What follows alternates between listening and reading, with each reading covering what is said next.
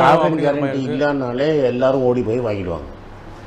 அப்போ அதுக்கும் இன்னொரு ப்ரைவேட் லைஃப் இன்சூரன்ஸ் கம்பெனிக்கும் எல்ஐசி லைஃப் இன்சூரன்ஸ் கார்பரேஷனுக்கு இருக்கிற டிஃப்ரென்ஸ் கம்ப்ளீட்டாக போய்டும்ல.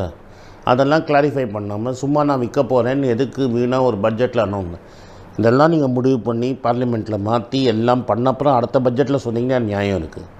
ஒன்றுமே பண்ணாமல் இந்த பட்ஜெட்டில் அனௌன்ஸ் பண்ணி என்ன கிடைக்க போகுது? ஸோ எல்ஐசியில் பணம் போட்டிருக்க மக்கள் இதனால் அச்சப்பட தேவையில்லையா? இந்த வருஷத்துக்கு அச்சப்பட வேண்டாம். இதுக்கப்புறம் என்ன நடக்கும்னு தெரியாது. ஸோ என்ன பண்ணணும்? அவங்க என்ன கேட்டிங்கன்னா, ஒரு 10 வருஷத்துக்கு மேலே கட்டிட்டீங்க, இன்னும் 4-5 வருஷம் தான் இருக்குன்னா சரண்டர் பண்ணி வேல்யூ எடுத்துருங்க.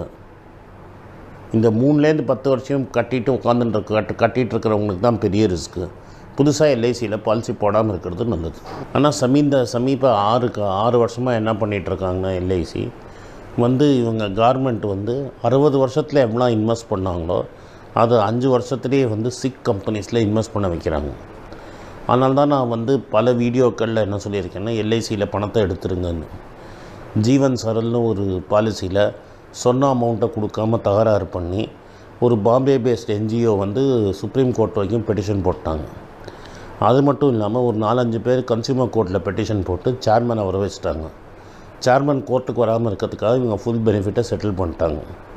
ஸோ ஜீவன் சரல் நியாயமாக மக்களுக்கு சேர வேண்டிய பணத்தை கொடுக்காம எல்ஐசி ஏமாற்ற பார்த்தாங்க. அதுதான் ஃபஸ்ட்டு டைம். 56 அப்புறம் முதல் வாட்டி இதுதான் நடக்குது. அப்போலேருந்தே எனக்கு ஒரு அச்சம் உண்டு, இந்த கவர்மெண்ட் ஏதாவது பண்ணி எல்ஐசியை விற்க பார்ப்பாங்கன்னு. இப்போ இவங்க என்ன சொல்கிறாங்கன்னா, எல்ஐசியை நான் ஐபிஓ மூலமாக விற்பேங்கிறாங்க. ஒரு ஐபிஓனா ஒரு கம்பெனி முதல்ல ஒரு லிமிடெட் கம்பெனியாக இருந்தால் தான் நீங்கள் ஐபிஓவே போட முடியும். ஃபஸ்ட்டு இது ஒரு லிமிடெட் கம்பெனியே இல்லை. இது ஒரு ஆக்ட் ஆஃப் பார்லிமெண்ட்டால் க்ரியேட் பண்ணியிருக்கு. ஸோ திரும்பி நீங்கள் பார்லிமெண்ட்டில் போய் தான் இதை சரி பண்ண முடியும். அதை நீங்கள் மணி பில்லாக பாஸ் பண்ண முடியாது. அதை ராஜ்யசபாலையும் பாஸ் பண்ணி ஆகணும், லோக்சபாலையும் பாஸ் பண்ணி ஆகணும். இது ரொம்ப நாள் இழுக்கும். என்ன பண்ணாலும் 1 வருஷம் ஆகும். இதில் ஆல்ரெடி தடங்கள் நிறைய இருக்குது. எல்ஐசி 4ஆம் தேதியோ ஏதோ ஸ்ட்ரைக் அனௌன்ஸ் பண்ணியிருக்காங்க. இன்றைக்கி தான் பண்ணாங்க, ஸ்ட்ரைக் பண்ணியிருக்காங்க. அதில் 3,60,000 கோடி போன வருஷமே நாங்கள் கொடுத்தோம், அது எங்கே போச்சுன்னு கேட்குறாங்க. இப்போது இவங்க லேட்டஸ்ட்டாக என்ன பண்ணாங்க, ஐடிபிஐ பேங்க்கில் எல்ஐசியை ஒரு 10,000 கோடி போட வச்சு 51% ஸ்டேக் எல்ஐசியை வாங்க வச்சாங்க. அதே விதி மீறல்.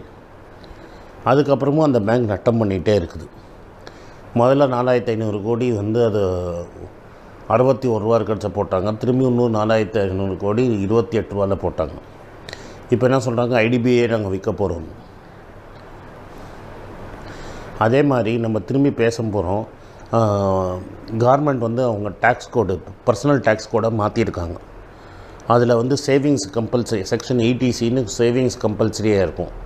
அந்த சேவிங்ஸ் 80Cயை இப்போ டிஸ்ரிகார்ட் பண்ணுங்கன்னு சொல்லியிருக்காங்க. அப்போ 80Cயை டிஸ்ரிகார்ட் பண்ணிங்கன்னா கம்பல்சரியாக இன்சூரன்ஸ் வாங்கணும்னு தென்னாண்டு மக்கள் இன்சூரன்ஸ் வாங்க மாட்டாங்க. இது எப்படின்னா, காளிதாசனை பற்றி ஒரு கதை உண்டு. ஒரு மரத்து களையில் உட்காந்துக்கிட்டு அந்த களையே வெட்டுவான் காளிதாசன். அவ்வளோ முட்டாளாக இருக்கும். அது மாதிரி தான் இது செய்யுது. நீங்கள் எல்ஐசி விற்க ஆடை வெட்ட போகிறீங்கன்னா அதுக்கு தீனி போட்டு குண்டாக்கி வெட்டணும். அது ஆடை வெட்டுறதுன்னு டிசைட் பண்ணிட்டீங்க. அப்போ ஆடுக்கு தீனி போடுறதே இந்த இன்கம் டேக்ஸ் ரிலீஃப் தான். அதையும் இந்த வருஷத்துலேயே எடுக்கிறீங்க. அப்போனா உங்கள் வேரை நீங்களே அறுக்கிற மாதிரி ஆகுது.